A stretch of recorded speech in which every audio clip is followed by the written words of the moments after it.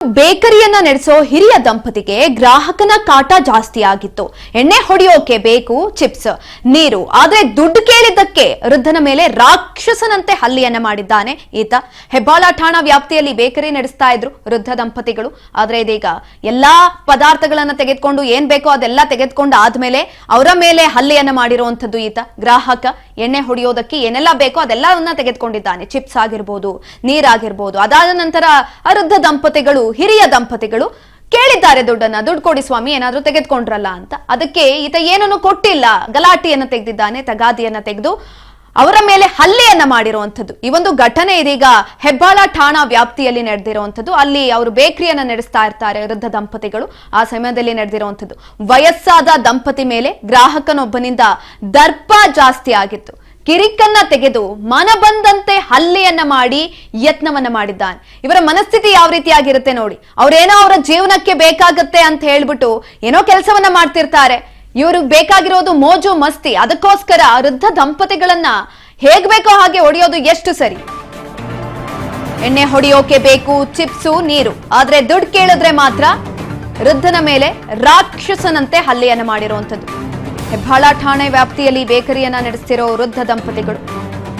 ವಯಸ್ಸಾದ ದಂಪತಿ ಮೇಲೆ ಗ್ರಾಹಕನೊಬ್ಬನಿಂದ ದರ್ಪವನ್ನ ತೋರಲಾಗಿದೆ. ಕಿರಿಕನ್ನ ತೆಗೆದು ಮನ ಬಂದಂತೆ ಹಲ್ಲೆಯನ್ನ ಮಾಡಿರುವಂತದ್ದು. ಗ್ರಾಹಕನ ಕಿರಿಕ್ ಸಿಸಿಟಿವಿಯಲ್ಲಿ ಕೂಡ ಸೆರೆಯಾಗಿದೆ. ಶ್ರೀನಿವಾಸ್ ಎಂಬಾತನ ವಿರುದ್ಧ ಹಲ್ಲೆ ಮಾಡಿರುವಂತಹ ಆರೋಪ ಕೇಳಿ ಬರ್ತಾ ಇದೆ. ವೃದ್ಧರು ಅಂತ ಕೆಲ ಪುಂಡರು ಈ ರೀತಿ ಕಿರಿಕ್ ಮಾಡ್ತಾರೆ. ಪದೇ ಪದೇ ಬಂದು ಸಮಸ್ಯೆಯನ್ನ ಮಾಡ್ತಾರೆ. ಬಿಸ್ನೆಸ್ಗಿಂತ ಇಂಥವರ ಕಿರಿಕ್ ಜಾಸ್ತಿ ಆಗ್ತಾ ಇದೆ ಅಂತ ಬೇಸರವನ್ನ ಕೂಡ ವ್ಯಕ್ತಪಡಿಸಿದ್ದಾರೆ ವೃದ್ಧ ದಂಪತಿಗಳು. ಪರಿಚಯಸ್ಥರಿಂದಲೇ ಈ ರೀತಿ ಕೃತ್ಯ ಅಂತ ಆರೋಪನ ಮಾಡಿರುವಂತದ್ದು. ಸಿಸಿಟಿವಿ ದೃಶ್ಯದ ಸಮೇತ ಪೊಲೀಸರಿಗೆ ಇದೀಗ ದೂರನ್ನ ಕೂಡ ಕೊಡಲಾಗಿದೆ. ರಕ್ಷಣೆ ಕೋರಿ ಹೆಬ್ಬಾಳ ಪೊಲೀಸರಿಗೆ ದೂರನ್ನ ಕೊಟ್ಟಿದ್ದಾರೆ ವೃದ್ಧ ದಂಪತಿಗಳು. ಇದೀಗ ನೋಡಿ, ವೃದ್ಧ ದಂಪತಿಗಳು ಏನ್ ಹೇಳಿದ್ರು ಕೂಡ ಕೇಳಿಸ್ಕೊಂತವ್ರೆ. ಇವ್ರ ಮೇಲೆ ಏನೋ ದರ್ಪಣವನ್ನ ನಾವು ಈಸಿಯಾಗಿ ತೋರಿಸ್ಬಿಡ್ಬೋದಲ್ವಾ ಅನ್ನೋ ಕಾರಣಕ್ಕೆ ರೀತಿಯಾಗಿ ಮಾಡ್ತಾನೆ ಇರ್ತಾರಂತೆ. ಅದೆಲ್ಲವೂ ಕೂಡ ಸಿಸಿ ಕ್ಯಾಮೆರಾದಲ್ಲಿ ಸೆರೆಯಾಗಿರುವಂತದ್ದು. ಅದನ್ನ ದಾಖಲೆಯಾಗಿ ಇಟ್ಕೊಂಡು ಹೋಗಿ ಪೊಲೀಸರಿಗೆ ದೂರನ್ನ ಕೊಟ್ಟಿದ್ದಾರೆ ವೃದ್ಧ ದಂಪತಿಗಳು. ಸಾಲ ಕೇಳೋಣ, ಕೊಟ್ಟಿಲ್ಲ, ಐಟಮ್ ತಗೊಂಡಿದ್ದಾನೆ.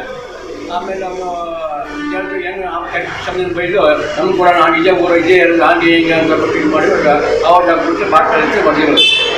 ಬಾಟ್ಲಲ್ಲಿ ನಾನು 10 ರೂಪಾಯಿಗೆ ಬಾಟ್ಲಲ್ಲಿ ಬಂದ್ಬಿಟ್ಟು ಓಡೋಗ್ಬಿಟ್ಟಿದ್ದೇನೆ. ಸುಮಾರು ಸತಿ ಸರ್ ಆಗಿದೆ. ನಾವು ಕಂಪ್ಯೂಟರ್ ಈಗ ಏಟಾಗಿಲ್ಲಲ್ಲ, ಆ ಥರ ಇದು ಮಾಡೋಕ್ಕೆ ಹೋಗಿಲ್ಲ. ಏಟು ಮೆಡಿಕಲ್ ಹಾಸ್ಪಿಟ್ಲಿಗೆ ಹೋದಾಗ ನಾನು ಕಂಪ್ಲೇಂಟ್ ಮಾಡಿದ್ದೀನಿ. ಪ್ರತಿದಿನ ಬಂದು ಯಾವ ಇದೇ ಕೆಲಸ ಒಂದು ಅದೇ ಅಲ್ಲಿ ಸುತ್ತಮುತ್ತ ಬೇಕು ಎದುರಿಸೋದು ಮಾಡೋದು, ಇದು ಮಾಡೋದು, ಲೋಕಲ್ ಥರ ಮಾಡೋದು.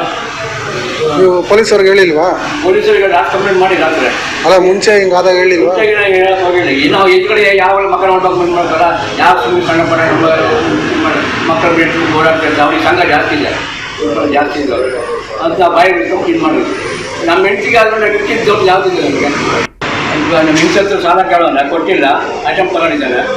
ಆಮೇಲೆ ಅವನು ಜನರು ಏನು ಸಮಯ ಬೈದು ನಮ್ಗೆ ಕೂಡ ನಾನು ಇದೇ ಊರು ಇದೇ ಹಾಗೆ ಹೀಗೆ ಅಂತ ಕೊಟ್ಟು ಇದು ಮಾಡಿ ಅವಾಗ ಬಿಟ್ಟು ಬಾಟ್ಲಲ್ಲಿ ಬಂದಿರೋದು. ಬಾಟ್ಲಲ್ಲಿ ನಾನು 10 ರೂಪಾಯಿಗೆ ಬಾಟ್ಲಲ್ಲಿ ಬಂದ್ಬಿಟ್ಟು ಓಡೋಗ್ಬಿಟ್ಟಿದ್ದೇನೆ. ಸುಮಾರು ಸತಿ ಸರ್ ಆಗಿದೆ. ನಾವು ಕಂಪ್ಯೂಟರ್ ಈಗ ಏಟಾಗಿಲ್ಲಲ್ಲ, ಆ ಥರ ಇದು ಮಾಡೋಕ್ಕೆ ಹೋಗಿಲ್ಲ. ಏಟು ಮೆಡಿಕಲ್ ಹಾಸ್ಪಿಟ್ಲಿಗೆ ಹೋದಾಗ ನಾನು ಕಂಪ್ಲೇಂಟ್ ಮಾಡಿದ್ದೀನಿ.